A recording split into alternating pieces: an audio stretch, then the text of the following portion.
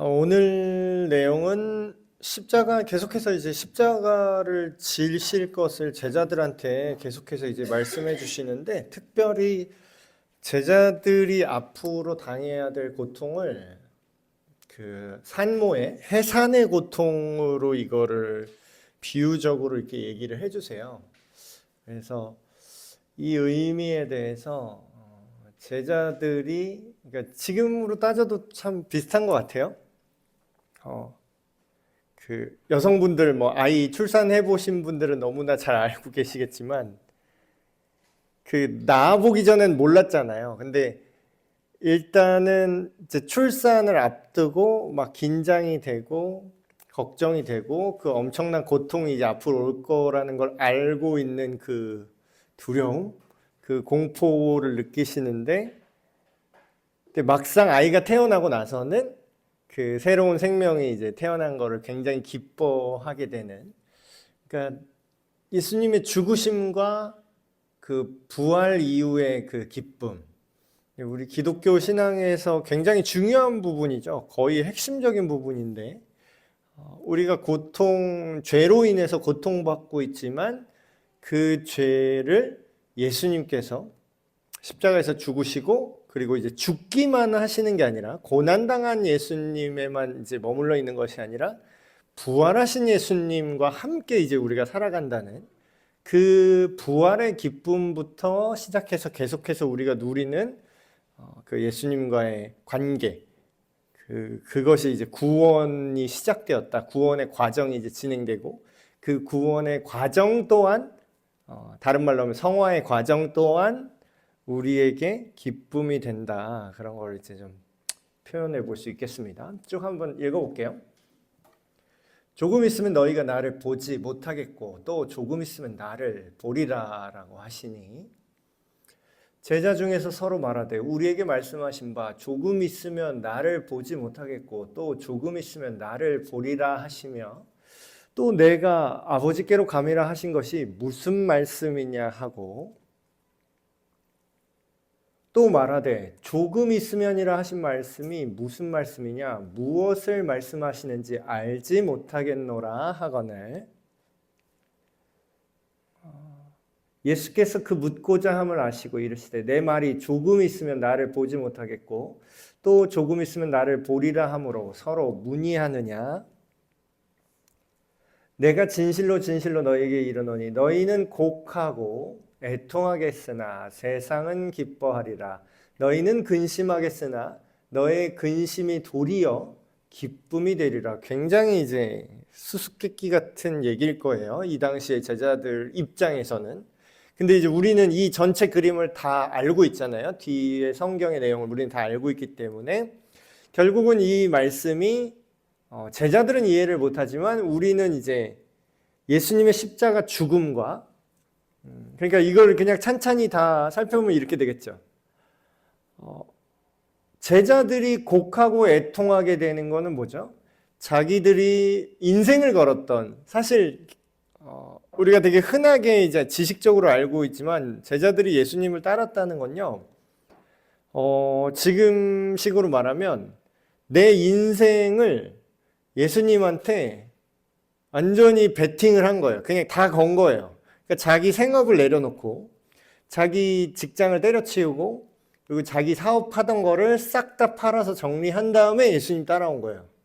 그러니까 내 인생의 모든 거를 이분한테 다 걸은 거라고요. 그러니까 굉장히, 근데 이제 또 기대도 엄청 컸겠죠. 우리가 잘 알다시피 예수님에 대한 어떤 사람들의 인정, 사람들이 막 왕으로 세우자고 막 난리를 치는 거를 최측근으로서 받고, 그러니까 사람들의 평가, 사람들의 인기 이런 것도 받고, 그리고 가장 가까이에서 예수님의 기적들을 직접 봤어요. 그러니까 기대가 엄청 큰 만큼 그게 사라졌을 때 얼마나 큰 고통을 받을까요? 제자들이.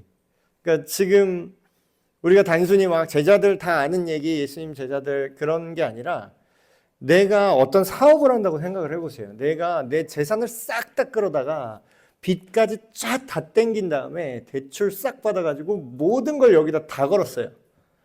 그 사업이든 뭐가 됐든 거기다가 내 모든 거를, 내 시간, 내 인생, 내 경력, 내 돈, 뭐 다 집어넣은 거예요. 다 때려 박았는데 그게 될 것 같았어. 또 잘 돼 보였어요. 근데 갑자기 폭삭 망한 거예요. 그냥 모든 게 다 빚더미 안고 막 빚쟁이들 쫓아오고 뭐 내 인생. 그러면 사람들이 보통 어떻게 되죠? 그런 분들이 이제 한강으로 이제 가시잖아요. 이제 스스로 이제 너무 내 모든 걸 다 여기다 쏟았기 때문에 이게 끝나면 내 인생이 끝나는 것처럼 삶을 포기하고자 하는 그런 분들이 많이 생기는 거죠.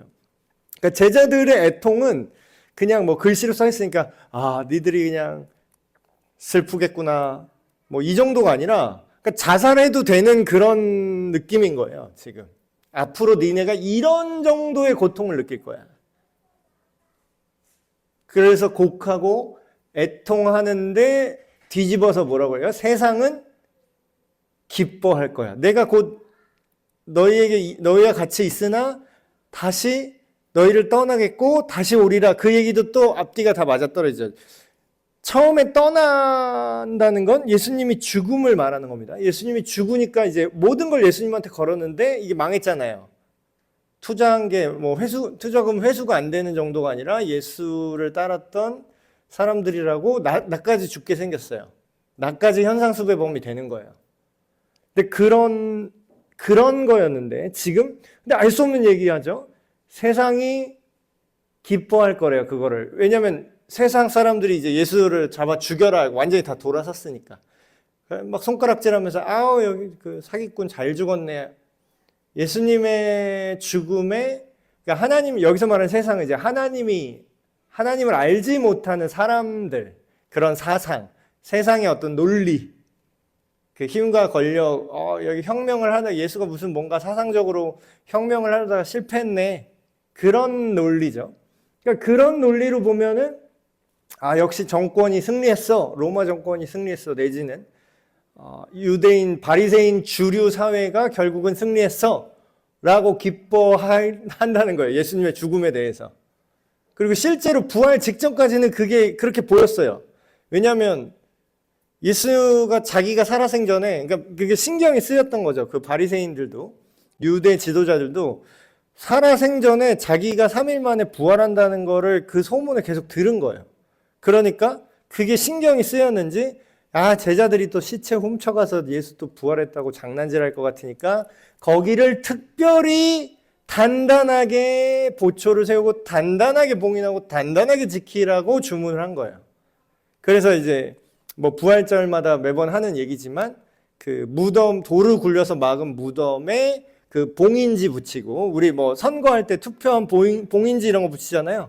그러니까 그게 손상되어 있으면 이제 문제 생긴 거고 뭐 거기에 CCTV 지금으로 따지면 뭐 CCTV 경비요원들 총 들고 거기 보초 쓰고 거기서 4인 1조로 그 고증에 따르면 로마 군인이 그 예수님의 무덤을 지킨 게 4인 1조로 4개의 팀이 교대로 순찰 근무를 했다고 합니다. 그러면 그리고 당시에 시체를 빼돌리고 뭐 로마 군인을 매수해서 예수님의 시체를 빼돌렸다. 뭐 이런 썰을 주장하는 사람도 있는데 그게 당시 로마 법상으로 구조적으로 불가능한 이유가 뭐냐면 매수하든 안 하든 상관이 없어요. 왜냐하면 그 당시 로마 군인에 대한 법률이 뭐였냐면 자기가 지키다가 예를 들어서 제가 뭐 1시부터 4시까지 새벽 1시부터 4시까지 제가 보초해요. 그래서 그 감옥이든 죄수든 뭔가 자기가 맡은 경비 업무를 지키고 있어요. 근데 내가 근무하는 시간에 이게 뚫리잖아요. 그러면 내가 매수했던 뭐 했던 상관없어요. 그냥 사형. 그러니까 내가 1시부터 4시까지 보초를 섰는데 이때 뚫렸다. 그러면 그 시간에 보초 선 애들 다 사형. 그러니까 굉장히 엄했습니다. 그러니까 예수님을 그냥 의도적으로 풀어주는 게 불가능해요. 왜냐하면 자기가 사형이니까. 근데 이제 그런 정도로 세상은 부활 직전까지 뭐예요? 예수를 완전히 이긴 것처럼 보인다라는 거예요. 예수님은 완전히 패배한 것처럼 보이고 로마 정권이든 유대 지도자든 자기들 기뻐하는 거지. 아, 꼴 좋다. 안식일 어기고 막 우리를 가르치려더니 젊은 놈 잘 죽었네. 새파랗게 어린 놈이 내 대제사장을 뭘로 보고 하면서 나이 지긋한 대제사장이랑 그 가문들이 계속 기뻐했겠죠. 예수님이 죽었을 때. 너희는 근심하겠으나 너희 근심이 도리어 기쁨이 될 거다. 이때는 전혀 이해를 못했겠죠. 근데 죽음으로써 모든 걸 잃었다고 생각했는데 다시 부활하시고 앞에서 말한 것처럼 내가 지금 너희를 떠나나 다시 너에게 올 것이다. 그 얘기는 뭐죠? 부활해서 오시는 거고, 첫째는 부활해서 부활한 몸으로 제자들을 찾아오셨고, 둘째는 뭐예요? 완전히 하나님 아버지께로 승천하신 이후에도 성령님으로 성령을 보내셔서 그가 너희와 함께하는 것이 내가 너희와 함께하는 것과 같다. 그렇게 말씀하시죠. 성령으로 제자들에게 찾아오심. 그래서 이제 제자들에게 찾아올 고통의 시간에 대해서 이렇게 얘기합니다. 예수님이 여자가 해산하게 되면, 아이를 이제 낳게 되면, 낳을 때가 되면 그때가 이르렀으므로 근심하나 아기를 낳으면 세상에 사람 난 기쁨으로 말미암아 그 고통을 다시 기억하지 아니하느니라. 이렇게 얘기하세요. 자, 저는 남자지만 저희 집에 아이가 이제 둘 태어났잖아요. 그래서 키우고 있는데 첫 아이 딱 낳고 아내한테 이제 혹시라도 이렇게 물어보면 다 똑같은 얘기를 한다고 합니다. 혹시 둘째 이러면 바로 뺨 맞을 거야. 첫째 아이 태어난 지 얼마 안 돼서 산후조리 가고 있는데 둘째는 어떻게 낳지? 이런 얘기를 꺼내면 바로 뺨을 맞을 겁니다. 왜냐하면 그때는 그 고통, 난 지 얼마 안 되기 때문에 이게 너무 고통스러워서 아마 모든 산모들이 다 똑같은 얘기를 할 것 같아요. 이제 아이는 더 이상 안 난다. 다시는 이제 애 안 난다. 이제 끝이다. 내 인생에 더 이상 출산 없다. 그랬는데 4년 후에 까먹어요. 본인도 까먹어요. 그래서 그때가 아팠는지 물론 아시겠죠. 지식적으로 아시겠죠. 너무 그 출산할 때 아팠던 거 알지만 어때요? 그 사람이 아이가 태어난 기쁨으로 1년, 2년 이렇게 키우면서 그 생명이 난 기쁨이 그 출산을 위해 왔던 그 해산의 고통을 넘어서는 거예요. 그러니까 어때요? 또 까먹고 둘째를 또 낳을 수 있게 되는 거죠. 셋째까지는 좀 무리인데. 그래서 예수님이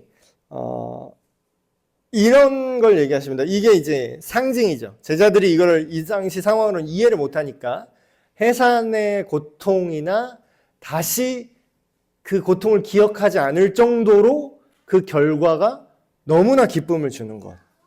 그래서 고통의 끝에서 새로운 생명을 만나는 것처럼 그러니까 희망을 바라보는 고통이라고 할까요? 그러니까 고통만 딱 있는 게 아니라 희망을 보게 하는 고통인 거예요. 지금은 너희가 근심하나 내가 다시 너희를 보리니 너희 마음이 기쁠 것이요 너희 기쁨을 빼앗을 자가 없으리라. 그러니까 이게 우리도 여기서 좀 많이 배워야 될 게 있습니다. 그게 뭐냐면 우리에게 이제 예수님의 말씀대로 우리가 살면 그리고 또한 성경에서도 믿는 자에게, 예수님 믿는 자에게 요구하는 그런 하나님의 뜻이라고 이렇게 써 있는 것들이 있잖아요. 거기서 보면 항상 기뻐하라 내용이 나오죠. 항상 기뻐하라. 지난주에 말했던 것처럼 쉬지 말고 기도하라, 범사에 감사하라, 이 세트로 이제 엮여 있는 그 말씀 구절 중에 하나인데, 자, 왜 기뻐할 수 있나요? 그러니까 항상 성경 말씀은, 하나님 말씀은 당위성만을 얘기하잖아요. 네가 이렇게 해야 되니까 넌 이렇게 해야 돼. 너 이렇게 안 하면 혼나. 이런 개념이 아니에요. 그런 종교적인 강요와 어떤 당위성을 강요하는 게 아니라 이렇게 얘기를 기뻐하라라고 이야기할지언정 그게 내 실력으로 그걸 만들어 놓으라는 걸 요구하는 게 아니라 그렇게 할 수밖에 없어. 이렇게 얘기하죠. 그러니까 우리가 진짜 슬퍼 죽겠는데 억지로 입 찢고 해 이렇게 기뻐하는 기쁨이 아니라 진짜 기쁨을 줄 거라는 거예요. 누가? 예수님께서. 너희가 다시 나를 볼 때에 너희가 정말로 기뻐질 텐데 지금 두려움이랑은 비교할 수 없을 정도로 기쁨이 막 넘칠 텐데 심지어는 뭐예요? 그 기쁨을 너희에게서 빼앗을 수가 없을 거다 이렇게까지 얘기해요.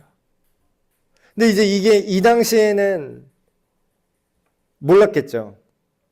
근데 이제 부활하신 다음에 부활하신 예수님을 만나고 더 나아가서는 지금 얘기하신 것처럼 부활하신 예수님을 만난 다음에 실제로 성령님이 그 예수님의 십자가의 의미를 제자들한테 진짜로 직접적으로 알게 하셨을 때에 그 변화를 보세요. 제가 어떤 사람들 막 그런 얘기해요.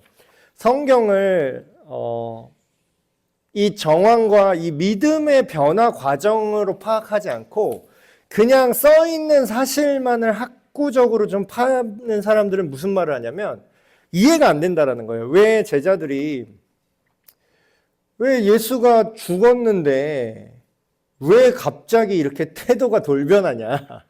그러니까 성경을 자세히 읽어보면은 되게 이상하잖아요. 근데 실제 성경은 뭐 100번 양보해서 사람들이 막 성경은 니네 종교 경전이니까 니네가 이렇게 꾸며냈겠지. 근데 실제 역사, 성경에 쓰여있는 내용만 이런 게 아니라 실제 역사에 역사 기록에도 나오는 공통점이 있어요. 그게 뭐냐면 유대 역사가가 그 예수님 시대를 기록한 그 내용이 나오는데 거기에 무슨 말이 나오면 이런 말이 나옵니다. 예수라는 사람이 있었는데 그 사람이 십자가 형벌로 로마 제국에 의해서 사형당했다. 그런데 그 후에 그가 부활했다고 주장하는 사람들이 많이 생겨나기 시작했다. 이렇게 적혀 있어요. 유대 역사가의 기록에. 성경이 아니에요. 그냥 이거는 일반 세속 기록이에요. 근데 이제 그럼 성경의 증언과 세속 기록이 일치하죠. 그럼 뭘 얘기하는 겁니까?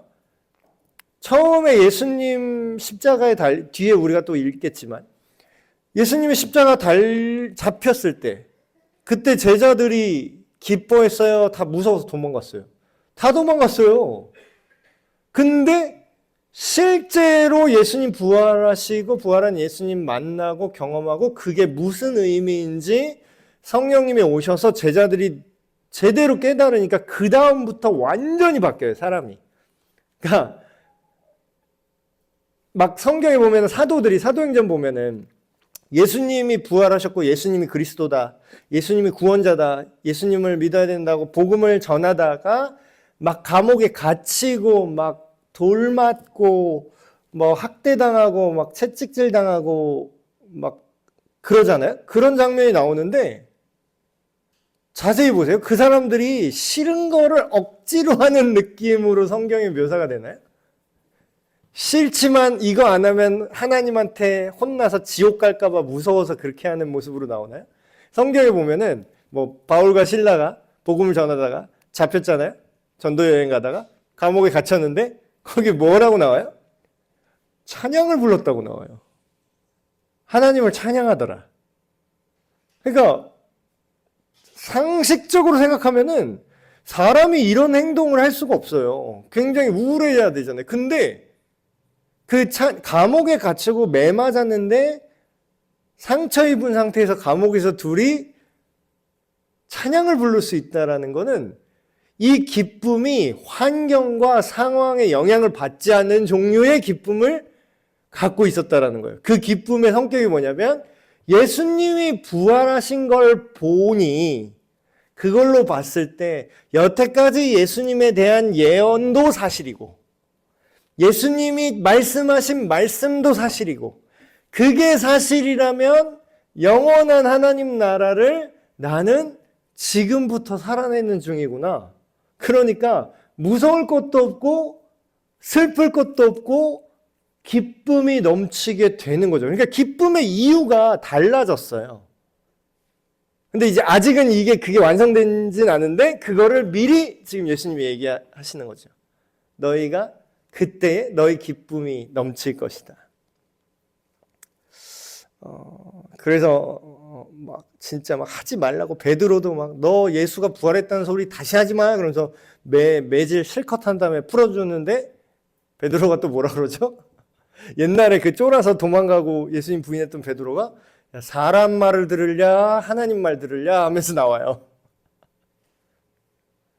그날이 이제 지금 우리가 아는 그날이죠. 성령님이 오시고 예수님이 부활이 어떤 의미인지 그 능력을 경험하고 그 안에서 살게 하시는 그날에는 너희가 아무것도 내게 묻지 않을 거래요. 그러니까 이게 굉장히 중요한 겁니다. 진리를 그러니까 모든 진리를 막 온 세상 삼라만상의 모든 진리를 모든 정보를 다 알진 못해요. 우리가 그러진 못할지라도 하나님께서 우리한테 딱 진짜 알아야 돼. 너희가 이걸 알아야 돼라고 알려준 만큼의 진리 있죠. 굉장히 핵심적인 진리. 그거는 하나님이 우리에게 깨닫게 하시고 우리가 말씀을 읽고 이게 믿어지면은요. 그런 우리가 알지 못하는 정말 신비한 그 깊은 그런 구체적인 건 알지 못할지라도 우리가 하나님이 인간에게 알리고자 하신 구원의 길, 복음이 무엇인지 이 진리는요, 더 이상 물어볼 필요가 없을 정도로 우리가 알게끔 해주세요. 성령님께서. 그래서 이런 거죠. 그날에는 너희가 아무것도 내게 물어볼 필요가 없다라는 거예요. 너희가 이미 알 거니까. 내가 진실로 너희에게 이르노니 너희가 무엇이든지 아버지께 구하는 것을 내 이름으로 주시리라. 자, 여기서 추가된 거죠. 전에 막 그런 얘기했죠. 그 얘기랑 똑같은 거예요. 예수님의 이름으로 기도하면 무엇이든지 다 들어줄 거다라는 그 믿음의 기도. 그러니까 다 모든 말씀이 다 하나로 연결돼요. 그 하나만 귀에 걸면 귀걸이, 코에 걸면 코걸이 막 그렇게 하는 게 아니라 이 전체를 왜 점 하나만 찍어 놓으면 아무렇게나 선을 막 그을 수 있지만 점 3개만 딱딱딱 찍어도 그 3개를 벗어나는 걸 그릴 수가 없잖아요. 거의 그게 딱 맞아 떨어지게 딱 그으면요. 이 말씀이 온전한 믿음 안에서 무엇을 구할 것인가 이거를 함축해서 보여주고 있어요. 자, 지금 그날에는 이 전제가 뭐예요? 이 맥락이? 무엇이든지 내 이름으로 구하면 다 된다가 포인트가 아니죠. 이 맥락은 뭐죠? 그 날에 너희가 이렇게 되면 이게 전제 조건이에요. 여기서 그 날은 어떤 날이라고요? 성령님이 오셔서 예수님의 십자가의 의미와 그분의 죄사함과 나는 전에는 이 세상 이스라엘 국가로서의 그 왕권을 예수님이 얻으신 줄 알았는데 온 세상에 모든 권세와 이런 것이 아닌 정말로 하나님께서 각 사람의 왕이 되어주시는 그래서 그들을 죄로부터 구원하시는 그 하나님 나라를 이제 보게 하신다는 거예요. 그러니까 물어볼 필요도 없고 그럼 뭐예요? 이게 초점이 제대로 잡혔죠 지금. 복음 전파와 예수 그리스도를 믿게 하는 것으로 지금 초점이 잡혔어요? 그럼 여기서 뭐 구한다는 거예요? 로또 번호 구한다는 거예요? 그게 아니죠.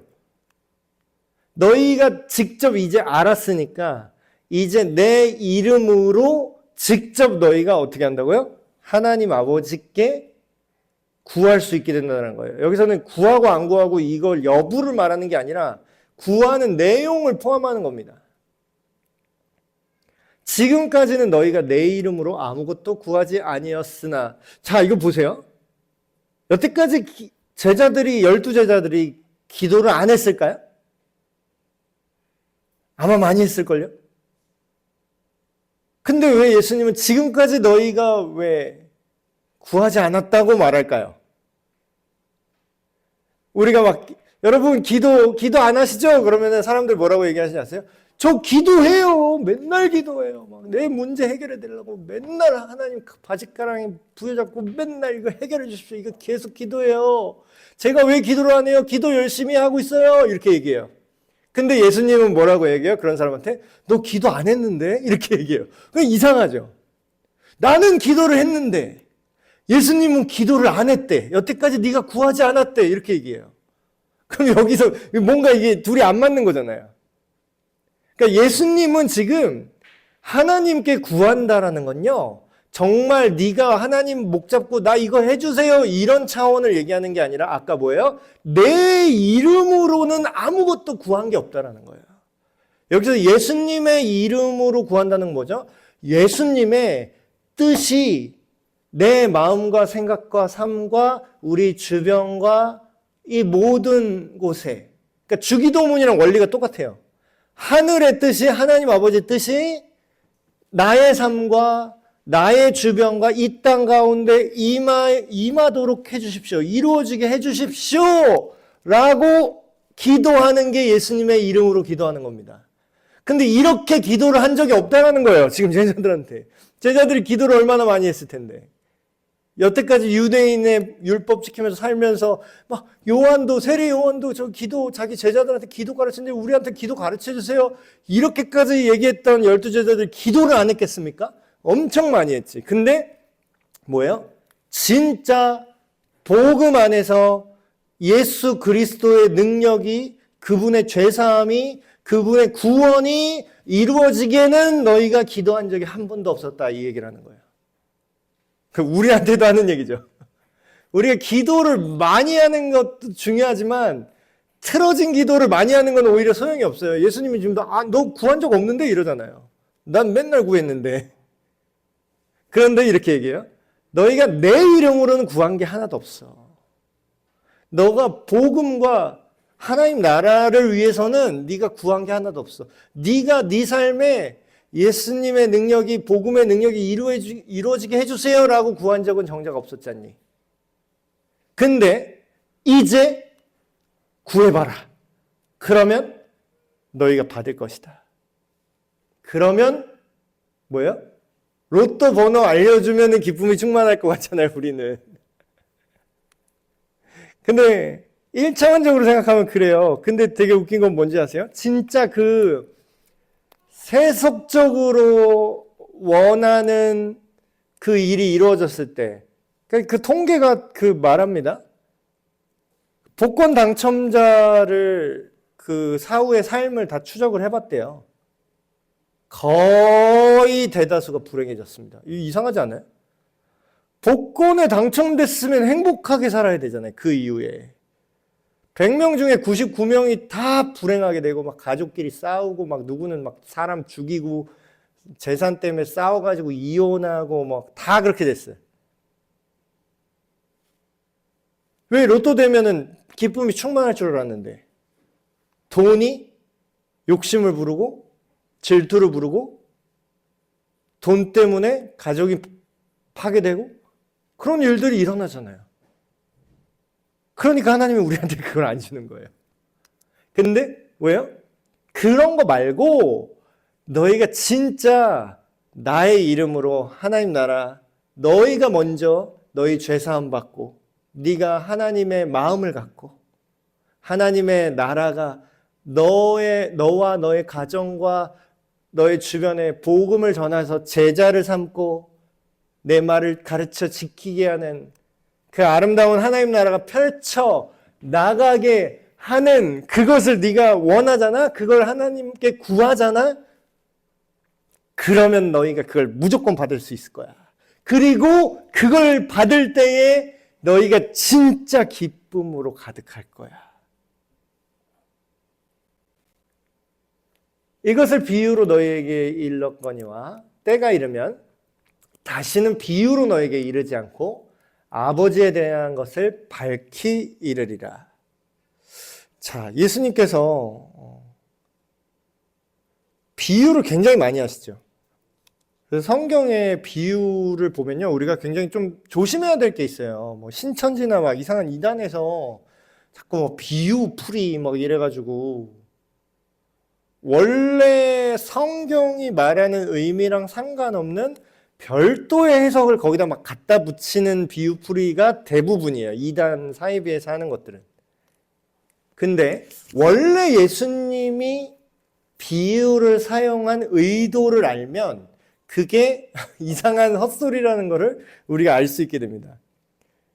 자, 생각을 해보세요. 마치 지금 어떤 기업에서 워낙 이제 전문적인 분야를 다루는 어떤 현대 기술의 최첨단에 있는 기업에서 기술자들이 있잖아요. 현장에 있는 기술자들. 막 프로그래머, 기계 기술자, 이런 과학자, 이런 사람들, 박사들.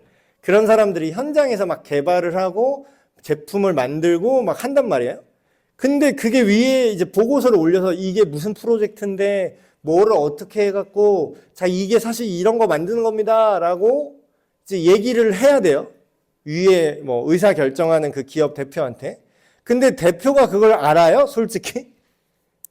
박사가 무슨 나노 테크놀로지가 어떻고 여기서 막 신소재 이게 어떻게 해서 어떻게 해서 이게 무슨 반응이 일어나고 막 박사들만 아는 그 전문 지식을 막 얘기하면 알아듣게 좀 말해 이러겠죠. 기업 대표는. 그래서 그 사람들이 실무에 있는 사람들이 위에 보고서를 쓸 때 굉장히 힘들다고 합니다. 그래서 보고서를 어떻게 쓰냐면 결국은 비유를 들어서 설명을 한다고요. 자, 여기 이런 게 있어요.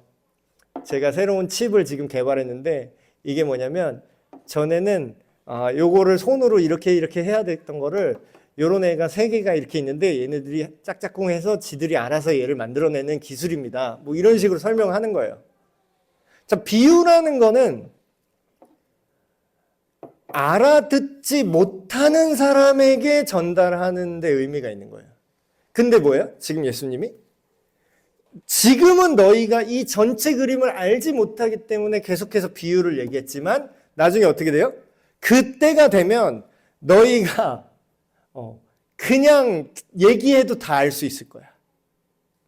그래서 성령님이 오셨을 때의 성경 기록을 보면은 그리고 또 부활하신 다음에 예수님이 이제 엠마오로 가는 2명의 제자들을 딱 만나서 얘기하실 때 어떻게 해요? 어떤 일이 나와요? 그분이 우리에게 말씀을 풀어주셨다 이런 얘기가 나와요. 그분이 말씀을 풀어주실 때, 그러니까 전에 알고는 있었어요. 그 성경 구절이 있는 건 알았는데 그거랑 연결이 안 됐었는데 예수님께서 그 엠마오로 가는 2 제자에게 그 말씀을 풀어줬단 말이에요. 그랬더니 그때 그게 무슨 뜻인지 알게 돼서 마음이 뜨겁지 않았냐 이렇게 얘기를 해요. 똑같은 거를 지금 예수님이 계속해서 얘기하시는 거죠. 그 날에 너희가 내 이름으로 구할 것이요 내가 너희를 위하여 아버지께 구하겠다 하는 말이 아니니. 이것도 굉장히 중요합니다. 자, 보세요.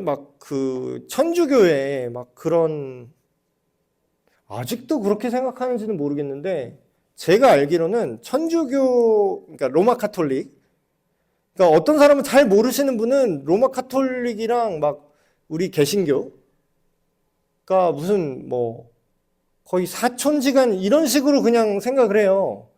근데 어떻게 보면은 그냥 비슷한 것들이 많으니까 공유되는 부분도 없진 않으니까 사촌지간 이렇게 생각하는 분이 있는데 내부적으로 들어가면 굉장히 다릅니다. 굉장히 달라요.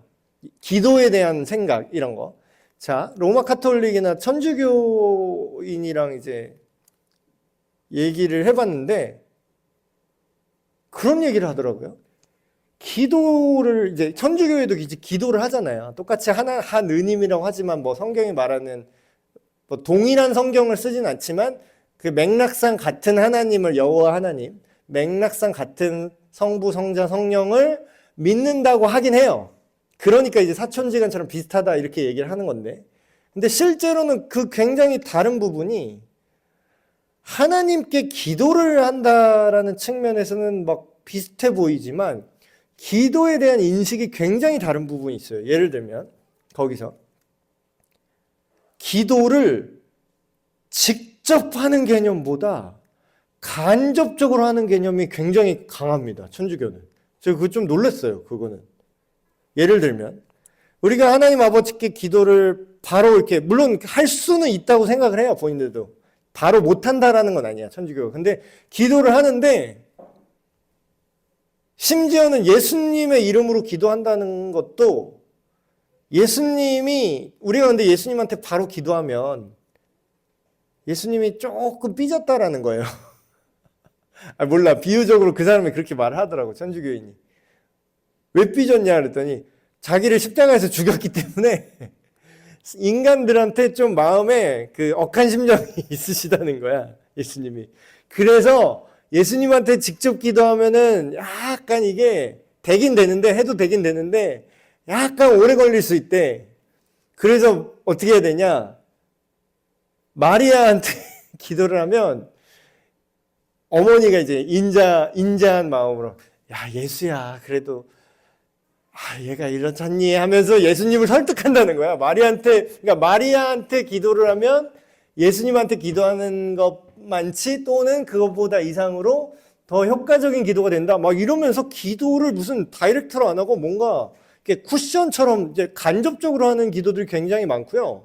그리고 이제 실제로는 예수님한테 뭐 하나님께 기도하는 것도 기도하는 건데 죽은 성인들 있죠.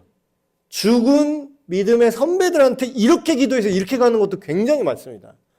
무슨 뭐 누구에게 기도를 한다 뭐 이런 게 있어요. 근데 우리가 볼 땐 굉장히 이질적이고 굉장히 이상한 거거든요. 전혀 성경적이지도 않아요. 성경에 그런 내용이 없어요. 성경에 사람한테 기도하라는 말이 한 구절도 안 나와요.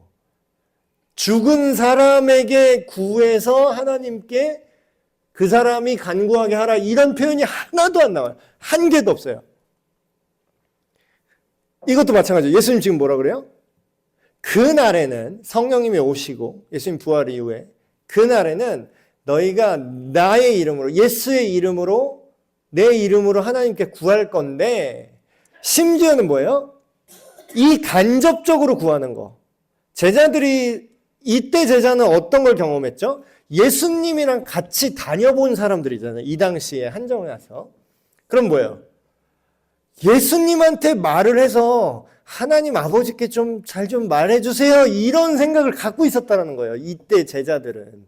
실제로 예수님과 하면서 하나님과의 관계를 예수님한테 막 이렇게 약간 양도하는 느낌으로 예수님 기도 어떻게 돼요? 어떻게 해야 돼요?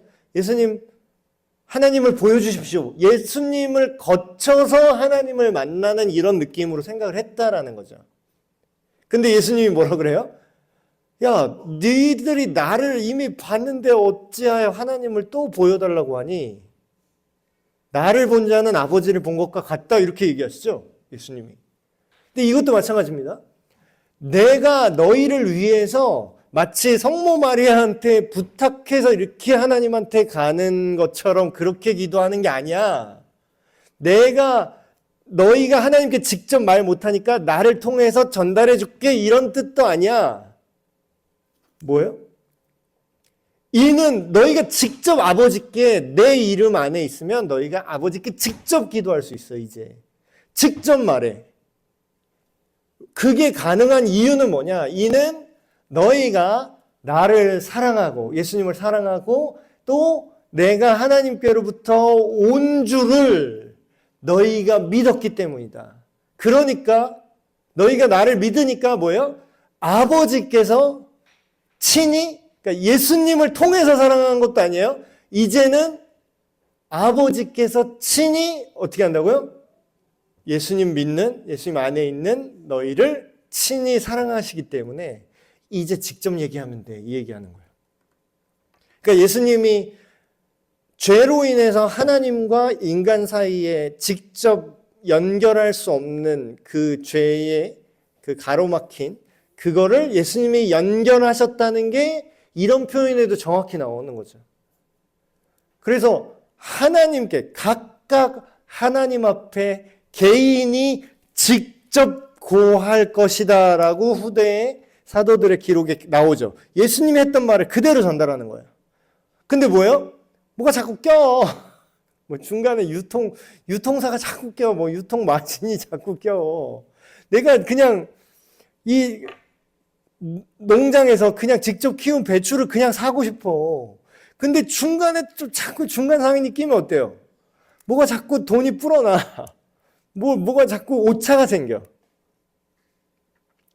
그게 이제 로마 카톨릭을 우리가 왜 인정하지 않냐면요. 제대로 이제 종교 개혁 신앙으로 개신교가 왜 그들과 함께 갈 수 없다라고 얘기를 하냐면 왜 우리는 다른 종교다 이렇게 얘기하는 이유가 뭐냐면 결정적인 차이가 이런 것들이에요. 우리는요 하나님께 성경대로 우리가 주장하는 게 아니에요. 성경에 이렇게 써 있잖아요. 직접 예수님 안에서 직접 하나님께 구하고 하나님과 소통할 것이다라고 나오는데 원래는 사도의 가르침에서 출발한 한 초대교회에서부터 같이 시작됐는데 그들이 종교화가 된 거를 우리가 다시 성경으로 개혁을 한 거죠. 그러니까 종교개혁이 나중이니까 분파다 이렇게 얘기한 사람이 있어요. 그거는 시간으로 구분하기 때문에 이제 우리가 나중에 생겼으니까 정통이 천주교고 개신교는 분파다 이렇게 얘기하는 분들이 있어요. 모르는 분이에요, 그건. 분파를 시간을 기준으로 하면은 그렇게 되는데 분파인지 정통인지는 먼저 있었냐 나중으로 결정하는 게 아니라 그 내용이 결정합니다. 정통과 변질된 거를 결정하는 기준이 뭐죠? 성경 말씀이잖아요. 사도들이 전했던 그 가르침, 그 원형, 예수님이 말씀하셨던 그 복음의 원형에 누가 더 가까운가가 정통이냐 벗어났느냐를 판단하는 기준이잖아요. 그 기준으로 했을 때 로마 카톨릭과 이제 천주교는 저렇게 된 거죠. 그 종교화된 기독교라고 봐요. 그러니까 기독교인데 같은 기독교인데 중간에 교황제 생기고 막 이렇게 기도 막 사제한테 기도해야 되고 고해성사 해야 죄 용서받고 그러니까 벌써 예수님이 하나님과 인간 사이에 모든 담을 허시고 직접 기도할 수 있다 이렇게 다 허물어놨는데 인간이 다시 제도를 만들고 네가 사제한테 죄를 고백해야 되고 막 이게 막 군더더기를 거기다 막 붙여놓은 거. 그게 오히려 더 원형에서 벗어난 거죠.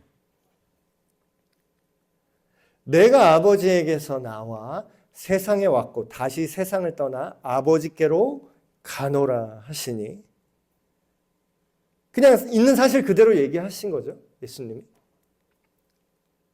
제자들이 말하되 의외의 얘기를 합니다. 지금은 밝히 말씀하시고 아무 비유로도 하지 아니하시니 이쯤 되면 제자들도 눈치는 채요. 자꾸 당신이 죽으셔야 된다고 계속 얘기를 하니까. 그러니까 노골적으로 그냥 얘기한 거예요. 나 이제 내가 십자가에서 죽고 아버지께로 난 가야 돼.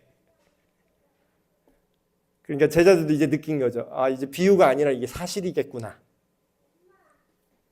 아무 비유로도 하지 아니하시니 우리가 지금에야 주께서 모든 것을 아시고 또 사람의 물음을 기다리시지 않는 줄 아나이다. 이로써 하나님께로부터 나오심을 우리가 믿사옵나이다. 여기까지 보면은 제자들이 굉장히 올바른 신앙 고백을 한 것처럼 보여요. 여기까지만 읽으면. 근데 중요한 건 이 다음에 예수님이 이걸 어떻게 생각하시는지를 봐야 돼요. 예수님이 이런 제자들의 반응에 이렇게 대답을 하십니다. 예수께서 대답하시되 이제는 너희가 믿느냐? 근데 이게 헬라어라서 이 뉘앙스가 그 강조점을 어디다 찍느냐에 따라 의미가 달라져요. 그러니까 이제는 강조점을 찍으면 너희가 옛날에는 안 믿었는데 아 이제 믿게 되었구나라고 예수님이 인정하는 표현이 되는 거고 이제는 너희가 믿느냐? 아니면 너희가 믿느냐에 방점을 찍으면 또 어떤 의미가 되죠? 니들이 믿는다고? 라고 의문문이 될 수도 있어요. 근데 이제 이 문장만 가지면 알 수가 없지만 앞뒤 맥락을 보면 이 예수님이 이제는 너희가 믿느냐가 무슨 뜻인지를 알 수 있어요. 자, 뒤에 보세요. 보라. 너희가 다 각각 제 곳으로 흩어지고 나를 혼자 둘 때가 오나니 벌써 왔도다. 그 뭐예요? 안 좋은 얘기 하잖아요, 지금 예수님이. 니들이 나 버릴 건데? 이렇게 얘기하고 있어요. 그러면 이 뒤에 예수님의 말씀으로 비춰볼 때 이걸 다시 읽어볼게요. 그럼 이게 무슨 뜻이죠? 제자들이 이제는 알겠습니다. 우리가 예수님이 하나님의 아들 구원자의 메시아임을 이제는 믿습니다 했는데 아직도 제자들은 자기가 생각하는 이 땅의 신정일치 국가의 왕으로 오시는 예수님을 인정하는 거예요. 그러니까 예수님이 그 고백에 대해서 되게 부정적으로 지금 얘기하시는 거죠. 니들이 믿는다고? 이렇게 얘기하시는 거예요. 아닐걸?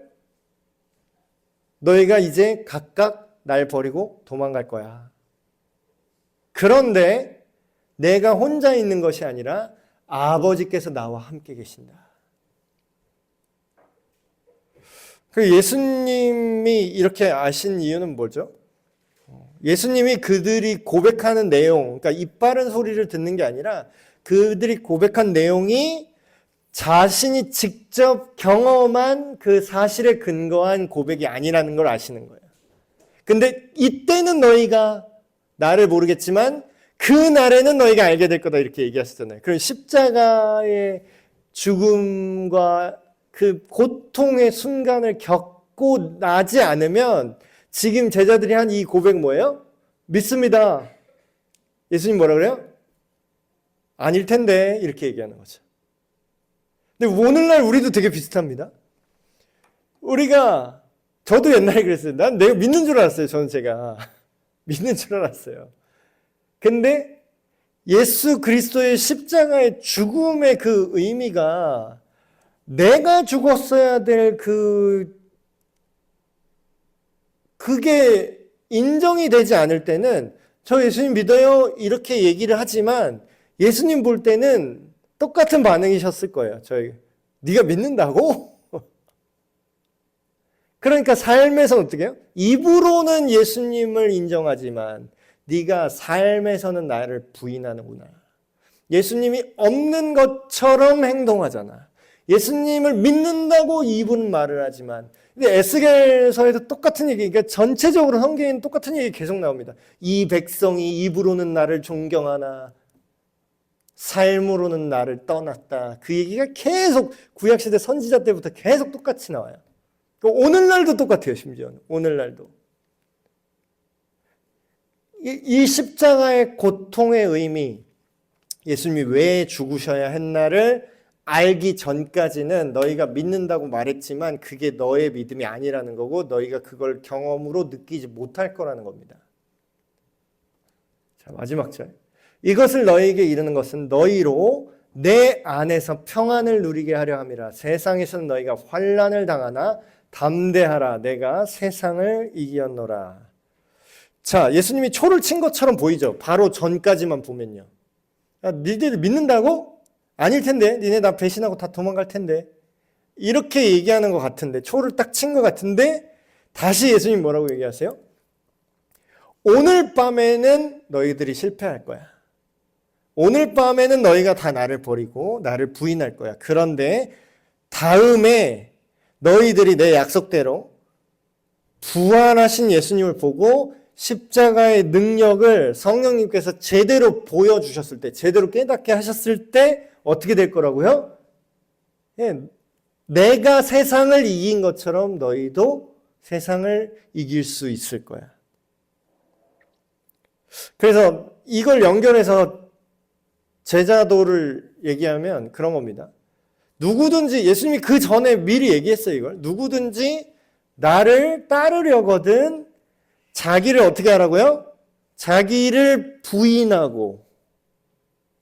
두 가지 조건이 있어요. 예수님을 따라가려면 자기를 부인하고 자기 십자가를 진 사람만 예수님을 쫓아올 수 있대요. 이거를 제자도로만 생각하면 안 된다고 제가 말씀드렸죠. 예수님이 가는 곳에 우리가 가야 그게 구원인 겁니다. 자, 예수님은 천국에 있어요? 지옥에 있어요? 예수님은 당연히 천국에 계시겠죠? 근데 예수님을 안 따라가면 난 어디 가겠다는 겁니까? 예, 예수님을 따라간다는 건 천국까지 따라가는 거예요. 근데 예수님을 믿는데, 예수님 믿으면 구원을 받으니까 예수님을 믿는데, 근데 예수님을 따르기는 싫어. 그런 건 뭐예요? 말이 안 되는 거예요. 그러니까 제자의 도리를 내가 안 하고 싶어. 난 그냥 예수님 믿기만 하고 천국만 살짝 발만 들어가고 싶어. 이런 게 불가능하다고요. 성경은 그런 게 가능하다고 말하지 않습니다. 근데 어디서 막 이상한 믿음을 가져갖고 교회에서 막 옛날에 막 이상한 거 가르쳐 준 것 같아요. 막, 믿기만 하면 구원을 받는데, 그거 제자가 되기까지는 안 해도 돼. 그 옥하는 목사님 다 깨부셔버린 거잖아요. 제자를 깨운다.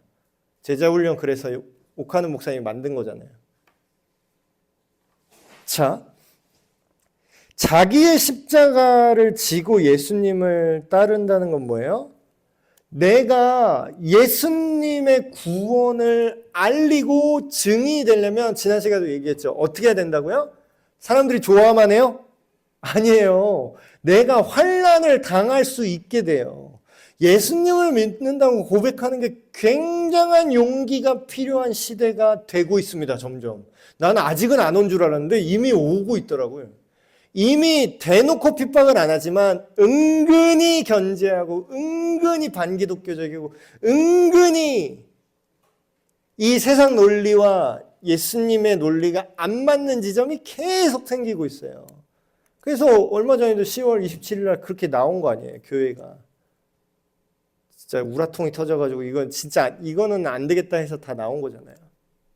근데 뭐예요? 그게 주류가 아니라는 거예요. 그럼 뭐예요?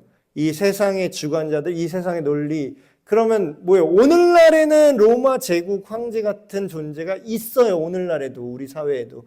오늘날에도 대제사장과 유대 바리새인 같은 사람들이 오늘날에도 있다고요. 같은 기독교 이름 대고서 그런 건 예수님의 뜻이 아니다. 이런 거짓말하는 사람들이 오늘날에도 있다고요. 그럼 뭐예요? 그런 것들이 여전히 우리에게 핍박하고 우리를 견제하고 우리에게 환난을 줄 거라는 겁니다.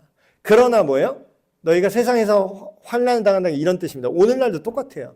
그런데 뭐예요? 우리가 굴하지 말라는 거예요. 용기를 가져라. 담대하라. 쫄지 마라. 왜?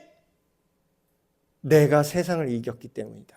예수님이 이미 승리를 해놨고 예수님의 말씀대로 순종하는 것, 베드로와 후대의 사도들이 했던 것처럼 내가 사람 눈치를 보랴 하나님 눈치를 보랴 하면서 세상이 다 안 된다 그랬는데 나는 하나님 말씀대로 한다.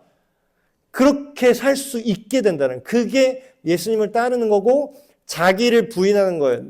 나를 우선하지 않는 거잖아요. 내 생각, 내 판단을 부정하고 예수님의 생각, 예수님의 판단을 덧입는 거죠. 그 다음에 어때요? 자기 십자가를 진다는 건 뭐예요? 나 힘들게 하는 게 무조건 다 십자가가 아니에요. 예수님이 졌던 십자가의 용도가 뭐죠? 예수님이 나 고통 좀 받을래, 그냥 나 괴롭게 하는 게 무조건 다 십자가입니까? 예수님을 괴롭히면 그게 다 십자가가 돼요? 아니요. 예수님의 십자가는 그걸로 인해서 죄를 해결하고 구원을 주는 복음의 능력을 말합니다. 그럼 뭐예요? 각자 자기 십자가를 지라는 건 뭐예요? 그냥 자기가 그냥 힘들게 하는 그거를 버텨라 이런 뜻이 아니에요. 특별히 더 무슨 뜻이죠? 자기가 복음을 전함으로 인해서 대가를 지불해야 되고 복음을 위해서, 구원을 위해서 반드시 거쳐야만 하는 것, 그것이 십자가입니다.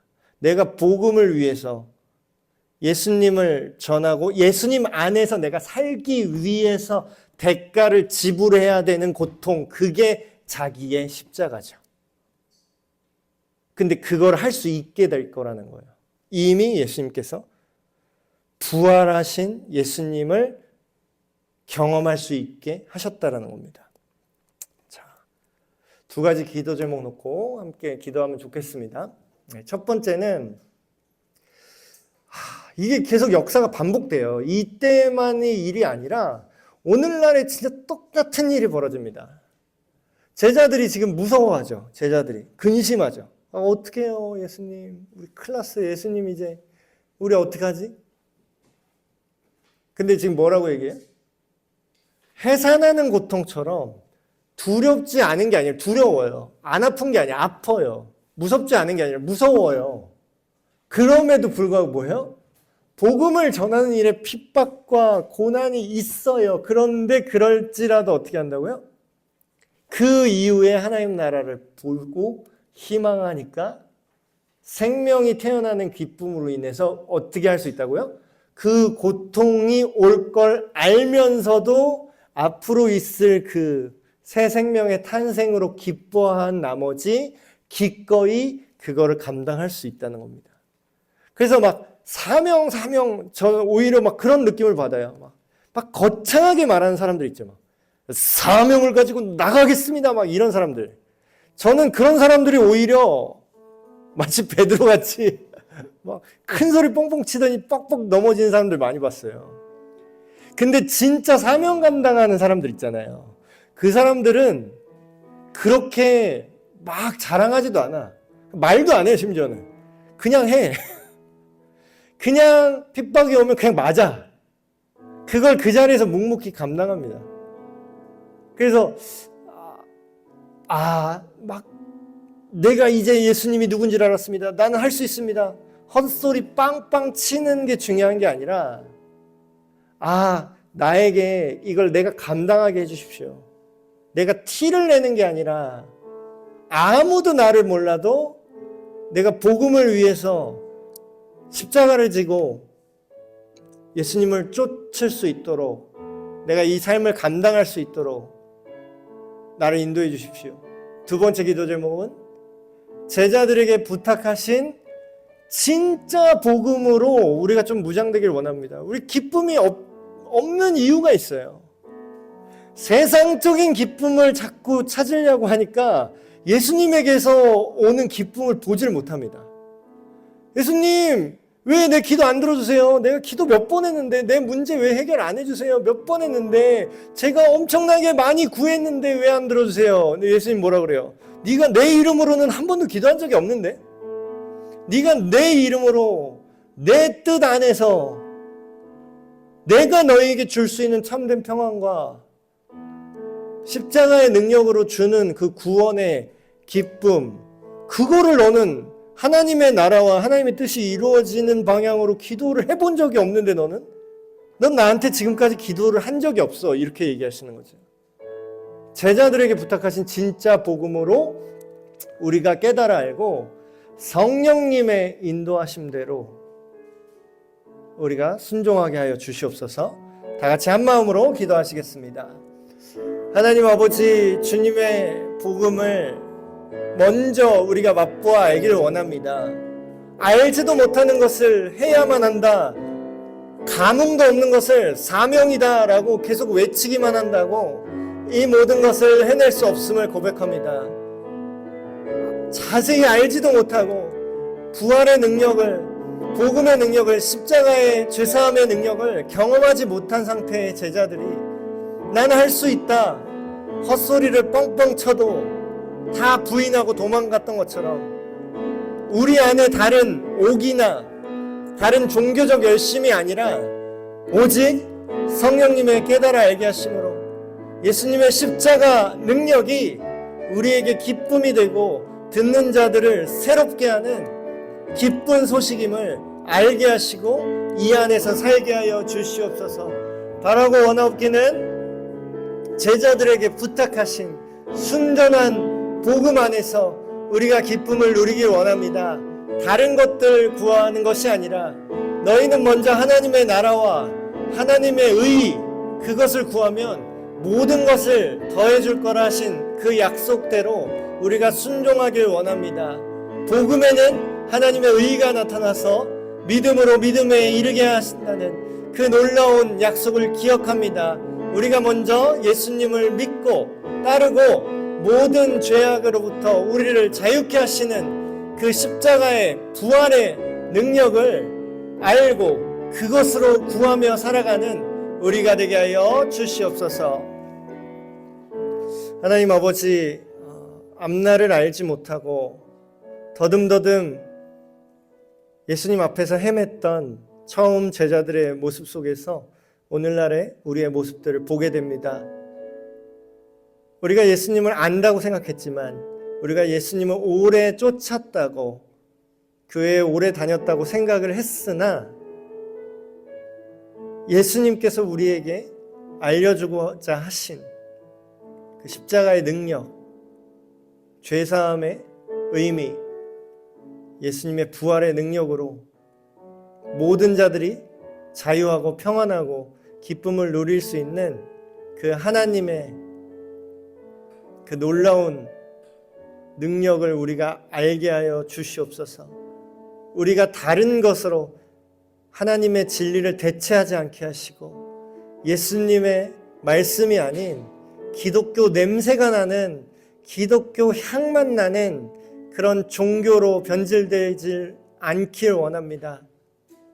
오늘 제자들이 무지함에도 불구하고 그날에는 성령께서 오실 때 너희가 모든 것을 알리라 하신 그 말씀대로 우리 안에 이 말씀을 깨달아지게 하시고, 성령님, 우리 안에 이 예수님이 온전히 믿어지고 이 예수님의 가르침이 우리 안에 이루어지도록 주님 역사하여 주시옵소서. 우리 주 예수 그리스도의 이름으로 기도합니다. 아멘.